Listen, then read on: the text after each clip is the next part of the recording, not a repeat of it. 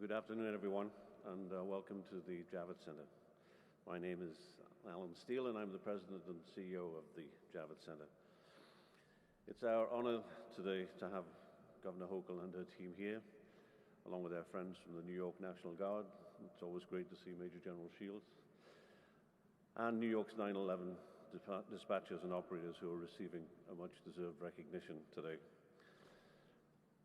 Many of you may not know that in the days after 9/11, the Javits Center played a critical role in New York's response and recovery, serving as a staging area for so many first responders who were close to home, but also far away from home from across the United States.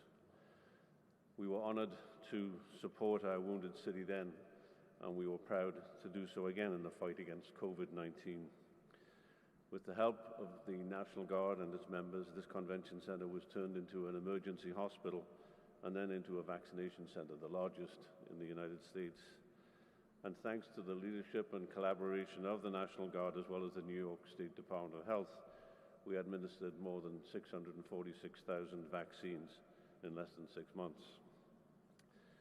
New York is stronger and safer today thanks to the work of the National Guard and their dedication to the safety and health of this great city and state. On a day that is tragic for so many of us, it's comforting to know that our New Yorkers like these men and women who are ready to put their lives on the line to help those in need. And having spent the morning at Mikey Stadium watching the ceremonies and then the football game, which the Army won, incidentally, it reminds me how many more people are willing to do exactly that, and we should all recognize and applaud them for that sacrifice. On behalf of the Javits Center and all of our employees, I would particularly like to thank the Guard for everything they have done to support the Javits Center and our state. And now I'd like to introduce, I have the honor and the pleasure to introduce Governor Hochul.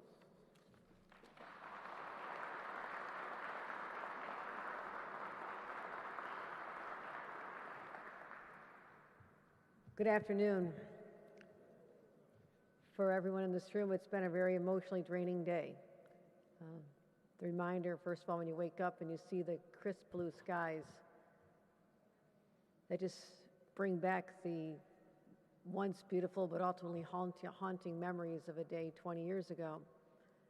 And those of us who've been out there visiting families and thanking first responders and hugging a lot of people, it just reminds us of the very human toll that that day took on us. I mean, you can talk in the scale of numbers, 3,000 lives. I just left an event with firefighters, 343 and counting, over 250 died since 9/11 because of related illnesses, and the stories go on and on. But we all have to remember, behind every number, there was a person who loved, who was loved, and families that still sear in pain all these decades later.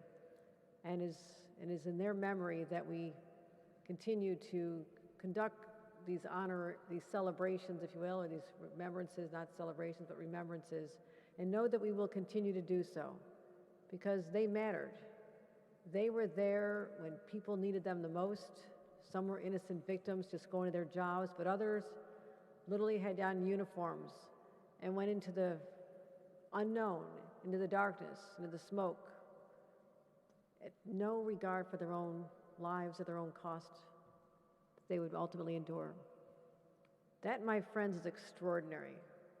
And I will always be humbled by the thought that there's people out there, like our National Guard, who are simply, by day many times, our neighbors. You see them in the grocery stores. There are teachers. There are laborers, there are friends. But when duty calls, they put on these uniforms, they suit up, and are willing to do something that I still find so incredibly powerful. The act of courage to be able to put themselves out there on the front lines, to do what they're required to do, and do it for all of us. And it occurs to me that the National Guard was really on site 9/11 20 years ago when the skies need to be protected because the threat came from the airs. The destruction came from the air. And immediately, our Air National Guard was deployed, and they showed up to protect the skies from these terrorists who weaponized airplanes. And I want to thank them. And in my opinion, they never got the recognition they deserved. It's 20 years overdue, but I'm here to set that straight because I have seen what you've done, and I know what you continue to do. Some of you may have been there at the time, but those of you who also signed up after 9/11, and I think about the thousands of people who answered the call when I was much younger, little girl, when John Kennedy said, "Ask not what your country can do for you, but what you can do for your country." I believe that's why many of you are sitting here today as well. You felt that compelling need to do something in the aftermath of 9/11. You said, I'll do this, I'll sign up, I'll be there. And many of you ended up going to places like Afghanistan. And I had the opportunity as a member of Congress to see many members of the New York National Guard in battle fatigues, in a God-forsaken country. It looked like the moonscape when you flew over the mountains and you landed, and it was just so colorless. And out there I just saw these most incredible individuals, human beings separated by thousands of miles from their families and loved ones, from their normal lives. But they didn't think twice about it. They were there because they knew their country and their state needed them. As I said, I'll always be in awe of that. But today I'm joined by a number of elected officials who are here to honor you as well. All of us recognizing that we sleep better at night because you're willing to show up on a 9/11 or to show up in places like Afghanistan, or sometimes to show up with me in a sandbag up on Lake Ontario and help keep back Mother Nature to protect families and lives. You are always there when we need you. And I'm joined today by my brand new Lieutenant Governor, former Senator, Lieutenant Governor Brian Benjamin. I want to recognize him here today. I also want to recognize some of our elected officials from here locally. We have Senator Brad Hoylman, Senator Robert Jackson, Assemblyman Richard Gottfried, Assemblymember Peter Abate is here, and I'll explain why in a minute. Senator Andrew Gennardis, Senator John Brooks, and also our fantastic Manhattan Borough President Gail Brewer. Let's give them a round of applause for being here today. But while we can praise you, honor you, thank you, give you a nice proclamation ultimately, it's also what can we do to make sure that you are justly recognized? And sometimes that means changing the laws to recognize your service. And I just signed a number of pieces of legislation. And what we did, first of all, in the first bill, and this was sponsored by Assemblymember Peter Abate and Senator Andrew Gennardis, and I want to thank them for their leadership on this, expanding the criteria to define first responders who participated in the World Trade Center rescue in the first place. So there are a number of people left out. We wanted to make sure that everyone was included, and I want to thank them, and let's give them a round of applause for the legislation that they supported. We had a second bill that increased the accessibility in applying for World Trade Center benefits, and that was introduced, again, Assemblymember Peter Abate, who's recognized as a leader on these issues in the Assembly, but also Senator Diane Savino. Also, Bill number 3 I signed was expanding the definition of first responder to include communication workers. Senator John Brooks, thank you for your leadership on this. Also, Assemblymember Peter Abate, who we were talking as we were coming in, how often Assemblymember Abate and I are at the memorials in Albany every year. We commemorate or honor those who gave up their lives, whether they're NYPD, whether PD law enforcement, or whether they were members of the firefighter community or members of our military. So I want to thank him for that. So we signed these bills to try and alleviate some of the burdens that are in place that make it more difficult for people to get the benefits that they deserve. They truly do deserve these. And I will simply say this: I will continue to have your backs because you have ours every single day, and to ensure that you are not just recognized in word but also in deed. If there's other areas where we can do more to lift the burdens off of you because of the sacrifices that you make every single day, that is something I guarantee I will do. My administration will continue to fight for each and every one of you. So we'll stand by you, you stand by us. It's the pact we have.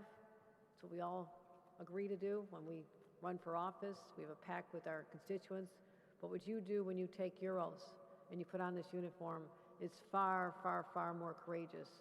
And I want to tell you how much we are grateful on behalf of 20 million New Yorkers who are proud to know that you are out there on the front lines, there to defend us and our beloved country. God bless America, God bless the state of New York, and I want to God bless the National Guard from the state of New York and keep you in his care. And I want to also recognize General Shields at this time, Raymond Shields, who's been leading what I consider the most courageous, the greatest, the most talented National Guard in the nation. I can say that because it's true. I want to call him up as I recognize him and let him know that we have your back as well, General Shields. Thank you for all you do. I've seen you literally in battle as you're fighting whether Mother Nature or man-made forces. I want to thank you for all you do, and it's quite extraordinary. And again, let's give a round of applause to the men and women of the National Guard of the state of New York. You are getting the recognition that has awaited you for over 20 years. It's happening right here, and we're very proud to do this. And I'll be presenting a proclamation to General Shields, which acknowledges just that. So thank you very much.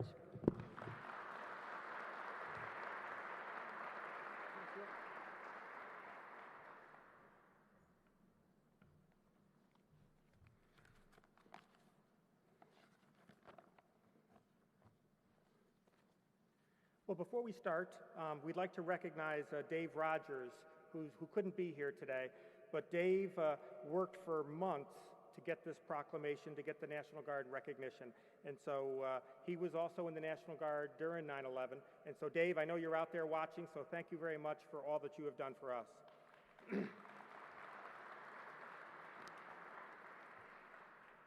Well, good afternoon, everyone, and thank you for joining us today. Governor Hochul, thank you so much for taking time to recognize the New York National Guard and the state's defense forces. Your words regarding the performance of our soldiers and our airmen and the members of the Naval Militia and the New York Guard are truly appreciated. Especially today, on the 20th anniversary of the terrorist attacks of 9/11, you taking time to recognize those who gave their lives and those who served to protect us means so much to all of us. Today, across our country, Americans pause to remember the 2,977 who died on September 11, 2001. On that sunny morning 20 years ago, the first military responders to Ground Zero were members of the New York National Guard, specifically members of the 105th Infantry and the 69th Infantry from the historic Lexington Avenue Armory in Manhattan. 20 years later, the New York National Guard continues its proud tradition of service, both overseas and here at home. Since 9/11, more than 25,000 times, members of the New York National Guard have deployed to combat zones across the globe. While here at home, we have responded to Superstorm Sandy, the COVID pandemic, and the attack on the United States Capitol on January 6th. Governor Hochul, the Commander-in-Chief of the New York National Guard and our state defense forces, we are committed to our motto, always ready, always there. Thank you again for recognizing the accomplishments of our service members today.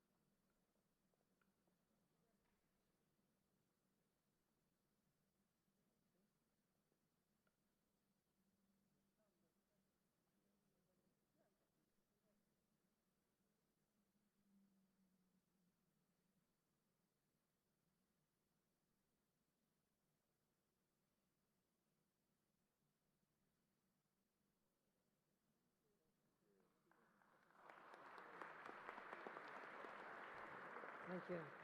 And I also want to give a very, very powerful round of applause to Alan Steele, because at first this became a COVID hospital, then it became a mass vaccination site. All at the same time, he's trying to bring back some sense of normal in New York City and allow conventions to occur here.